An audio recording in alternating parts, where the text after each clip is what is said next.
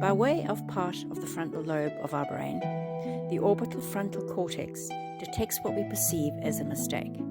It then sends a signal to the deepest part of your cortex, the cingulate gyrus, which triggers the physical sensation of dread and anxiety that something bad is going to happen unless we correct the mistake.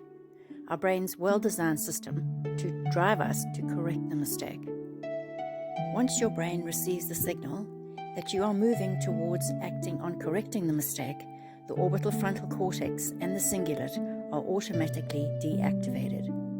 Brain scans show that when the orbital frontal cortex and the cingulate turn on in OCD sufferers, they stay on and remain stuck in that position, continuing to fire and increasing the dread and anxiety signals, unable to turn off even after correcting the mistake.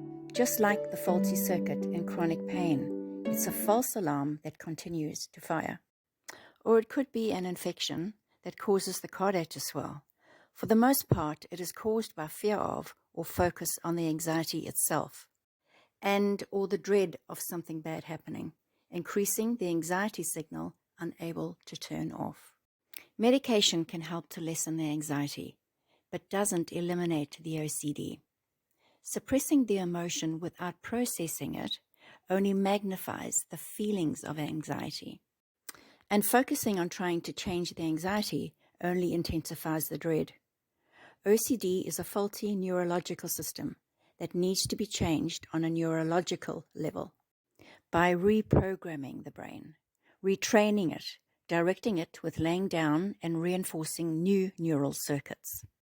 The compulsive behavior is the existing pathway that has been reinforced with repetition and your brain releasing dopamine to ensure that the behavior is repeated. Because your brain works to be efficient, habits are the easiest neurological pathways to track.